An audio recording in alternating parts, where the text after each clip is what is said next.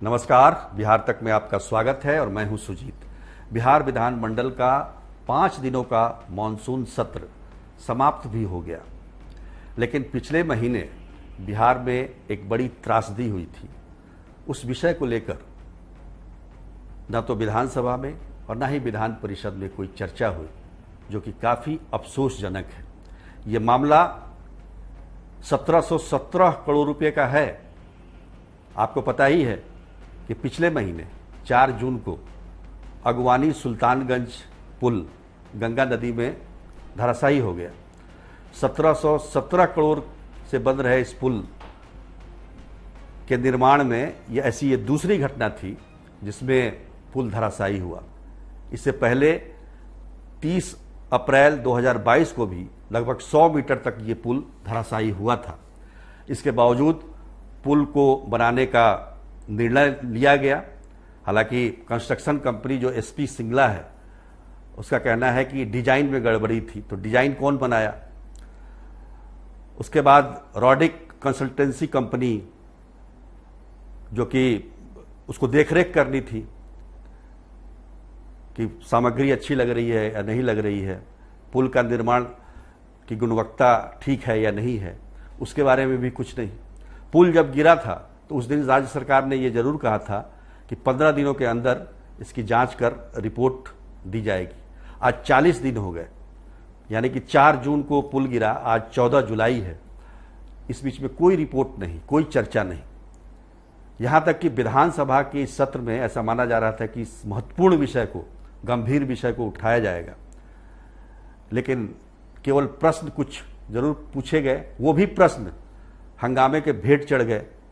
प्रश्नकाल हुआ ही नहीं तो प्रश्न आया नहीं। अब उसी में से एक प्रश्न आपको मैं बताना चाहता हूं, जो कि देखिए किस प्रकार के प्रश्न पूछे गए हैं। ये 12 जुलाई को विधानसभा में प्रतिपक्ष के नेता की तरफ से ये प्रश्न पूछा गया था, पथ निर्माण विभाग से, मंत्री पथ निर्माण से। प्रश्न ये है, नंबर 1, क्या यह बात सही है कि एसपी कंस्ट्रक्शन कंपनी द्वारा 1717 करोड़ की लागत से निर्माण किए जा रहे सुल्तानगंज अगवानी घाट पुल दिनांक 4/6/2023 को धराशायी हो गया? अब बताइए, इस सवाल पूछ रहे हैं तो पता ही है कि धराशायी हो गया। क्या यह दूसरा है, क्या यह बात सही है कि दिनांक 29/4/2022 को भी 100 फीट लंबा हिस्सा ध्वस्त हो गया था? यह भी सही है। तीसरा सप्लीमेंट्री, क्या यह बात सही है कि इस कंपनी के द्वारा इस पुल के निर्माण में घटिया सामग्री और गलत तकनीक उपयोग किए जाने के कारण 8 वर्षों से बन रहा यह पुल गिर गया? चौथा सप्लीमेंट्री ये है कि यदि उपयुक्त खंडों के उत्तर सकारात्मक हैं तो क्या सरकार एसपी कंस्ट्रक्शन कंपनी द्वारा बिहार में निर्माण किए जा रहे सभी पुलों एवं सुल्तानगंज अगवानी घाट पुल में उपयोग किए जा रहे घटिया सामग्री एवं गलत तकनीक की जांच कराने का विचार रखती है? हाँ तो कब तक, नहीं तो क्यों? सरकार ने तो पहले ही कहा था कि हम जांच करेंगे इसकी, लेकिन हालांकि जांच रिपोर्ट अभी तक आई नहीं है। अब सरकार का उत्तर भी सुन लीजिए। उत्तर जो कि विधानसभा में नहीं आया, लेकिन जो लिखित में उत्तर होते हैं वो मैं आपको बता रहा हूं। वस्तुतः स्थिति यह है कि पूर्व में दिनांक 30/4/2022 को निर्माणाधीन पुल के पाया संख्या 5 पर लॉन्चिंग किए जा रहे 27-27 सेगमेंट में स्ट्रेसिंग के दौरान कुल 19-19 सेगमेंट क्षतिग्रस्त हो गए थे। पुनः दिनांक 4/6/2023 को निर्माणाधीन पुल के अंश पियर संख्या 10, 11, 12 के बीच एक्स्ट्रा डोज सुपर स्ट्रक्चर भाग दिनांक 4/6/2023 को गिर गया। संपत्ति मामला माननीय उच्च न्यायालय के समक्ष विचाराधीन है। मामला हाईकोर्ट में चल रहा है। हाईकोर्ट ने इस पर संज्ञान लिया है और उसकी सुनवाई चल रही है। सरकार से भी रिपोर्ट मंगाई गई है, इसलिए राज्य सरकार ने विधानसभा में इस पर कोई जवाब नहीं दिया। पर सवाल ये है कि जो पहले सरकार ने वादे किए थे कि हम इसकी जांच कराएंगे, 15 दिनों के अंदर रिपोर्ट आ जाएगी। दूसरा ये कहा था कि निर्माणाधीन पुल का जो मलबा गंगा नदी में गिरा है उसकी सफाई की जाएगी, कंस्ट्रक्शन कंपनी जो है उसको हटाएगी, लेकिन मलबा जस का तस पड़ा हुआ है। नतीजा ये है कि वो इलाका जो है कहलगांव से लेकर भागलपुर के बीच का जो स्ट्रेच है वो डॉल्फिन सेंचुरी है और वहाँ डॉल्फिन बहुतायत रूप में पाए जाते हैं।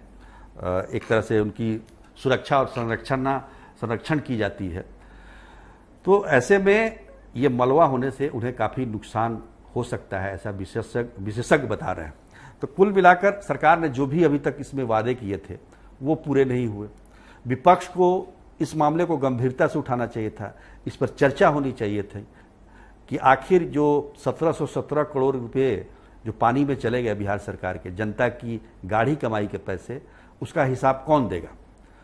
तो इस विषय को लेकर न तो सत्ता पक्ष न तो विपक्ष दोनों ही गंभीर नहीं है। और गंभीर भी कैसे हों, क्योंकि दोनों कभी ना कभी सत्ता में रहे हैं, एक सत्ता में है, एक सत्ता में रहकर बाहर हुए हैं। तो ऐसे में ये मिली भगत की वजह से कब तक इस पर चुप्पी साधी जाएगी। साथ में जो कंस्ट्रक्शन कंपनी है उसके बारे में भी कहा गया कि पुल को उसी को बनाना है, सरकार कोई खर्च नहीं देगी अलग से। जब वो मलबा नहीं हटा पाई तो फिर दोबारा पुल कैसे बना पाएगी, ये एक सवाल है।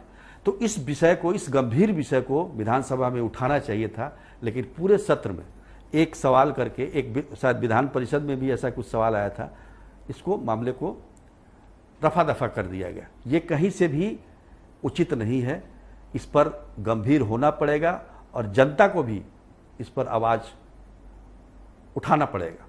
आज के लिए बस इतना ही, तब तक के लिए नमस्कार।